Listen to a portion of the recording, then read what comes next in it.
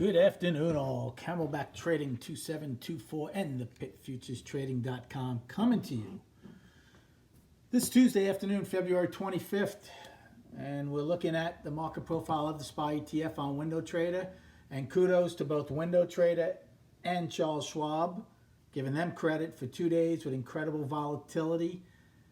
And both systems held up like a champ. Didn't go down once for me either time. That's pretty good. Okay, a lot happened today. So we're down 3% 2 days in a row. We've gone from 339, we trade as low as 311.69 today. So even if you round out to 312, down 27 points basically in 2 days in the SPY. We have a trend day down. We end up with 3 sets of single prints. We had 6 throughout the day. We end with 3. We go out with a price probe to the bottom. We go out with a price spike to the bottom. Volume, right now, 202 million at 4 o'clock with the after hours still to come. So even if we only do another 10, 210, 215 million on top of 170 million yesterday. Long-term sticky money is selling this market right now and blocking in some profits because the market has nothing but profits in them for the last God knows how many years.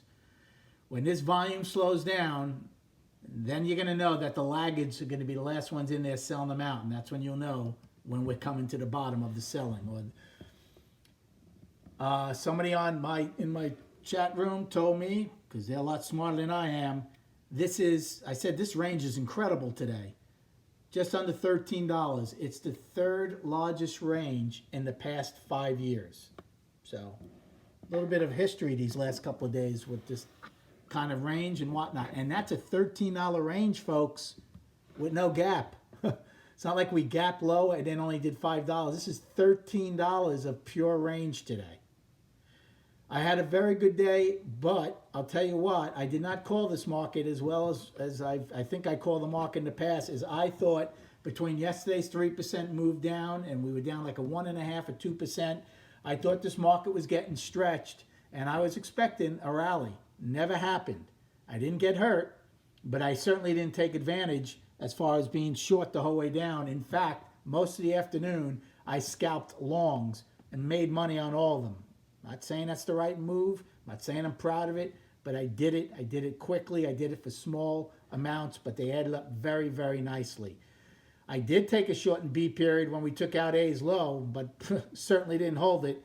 Basically covered it as soon as we took out yesterday's low. Now remember, we're in 14 tick increments, so it doesn't look as big. If you were to put this in 1 tick increments, man, I would need a movie screen to fit everything on it. So that was a good trade. I did take a long in A when we held M's low the first time and traded that back up. I took that short in B. I took a short in C on the single prints actually and got out of it at B's low. And then the rest of the time, starting in, I'm not sure what time frame, I think I wrote it down, and I didn't make a trade to G. Yep, so G, from G period on, I just took small scalp longs each and every time, which fortunately worked out. All right, let's go over destinations. So the Bears finally put on their party hats and absolutely wiped out 3 months, all of February, all of January, and most of December in 2 days. That's how it usually happens, folks. And when you see on the charts, there's a lot of damage that's been done. Okay, upside. First one will be K's low of 312.08. Yes, we closed above it, but it's a price probe. We don't know until tomorrow morning if it's accepted or rejected. Now, most price probes in the past couple of years have been firmly rejected. We'll see how this one plays out. I wouldn't doubt if this one, well, we'll talk about that when we look at the charts. But 312.08, your first downside. Then the price spike, which is eyes low, right? Whenever we make a new high or low in the day, J, K, and L, it becomes a price spike as long as you close below it. Well, we did, 315.05. So before we even get to the trend day, the single prints, we have those 2 things to deal with. Then we have 3 sets of single prints. First one starts at 315.67. L's high and gets filled at 316.17. H is low. Then we have 316.69 and get filled at 97. Third set, 321.28, get filled at 322.04. That's the largest one remaining. And then today's high of 324.61. For the downside, today's low, 311.69. Then 311.41, 9 wide from December 5th. 311.06, afternoon pullback low from December 5th. 310.58, daily low. 310.32 daily low and filling the gap at 309.64, 68-point gap from December 4th. 309.61 price probe from December 3rd.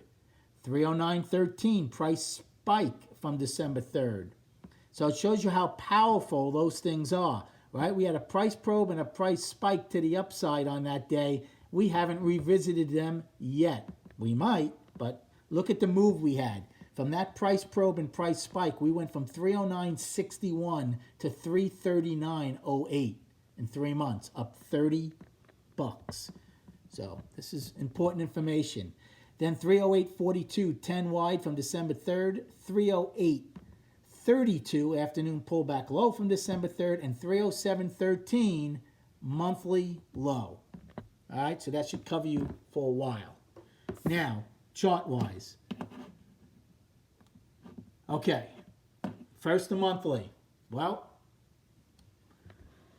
3 days ago or 4 days ago, last week, I said how healthy the monthly was. We were one time framing up 3 months. It would have been 4 months if we finished this month. And now everything just came to a screeching halt. We are now in balance in the monthly. We are testing the trend line in the monthly. And in the next 2 days, if we don't close above last month's low, which is 320.36, we're going to have an outside month down, which is pretty bearish. So even though we've had a lot of carnage, if the buyers don't get their act together in the next couple of days, we're going to have a longer-term reference point that's very bearish.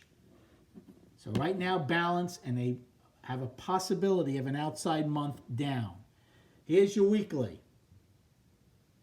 The gap is still my main focus, right? Never got close. We didn't even get close sniffing range today to get into that gap. That's almost a 700-point gap.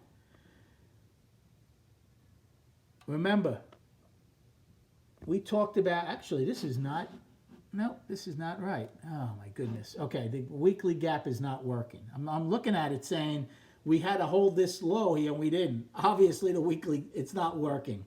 Don't know why, but I'll fix it afterwards. But the weekly right now, obviously, is all the way down to here. So way below the trend line, and the gap is still there. And then the daily, let's see if that's working. Okay. So the daily's okay. Now, gap, still a huge main focus. That's what we were looking at on the weekly just now, right? We said that 320 level is important, right? For a couple of reasons. Last month's low and everything else. Well, blew through that. Remember what I told you. When the longer term money is selling or buying, they don't give a rat's ass about destinations or reference points. So yes, this was a very visual point for us day traders and algorithm and high frequency traders. Big guys didn't care. Big guys blew through it. Plain and simple. Now, what I would like to see personally, I'm not saying it's going to happen, I would love to get one more day of big money selling it, but then taper off and get the laggards, the week longs, to really get out and flush this out down to the 200-day moving average. And also then test that monthly gap to see if that holds. Now, that might not happen tomorrow. You had a huge range. Now, we did close near the bottom of it, and we do have the price probe, but that doesn't necessarily mean we're going to gap lower. I would love to see us gap lower and get some panic selling and see if we get a 3-day flush out and see what happens. Odds are you're going to trade. You might take out yesterday's low, but odds are you're going to get some real big chop inside of today's range. But it remains to be seen. But that's what I would like to see, to test, to see. Right now, the big guys are still selling it. With that type of volume that we're doing, they're not done just yet. They might take a day off. You might get some chop inside of here tomorrow, and they'll see, they'll let the buyers bring it up and then reload and start forcing it down again. So you might see that. But they're not done just yet. I hope you had a good day trading. Have a great night, and we'll speak prior to the opening tomorrow.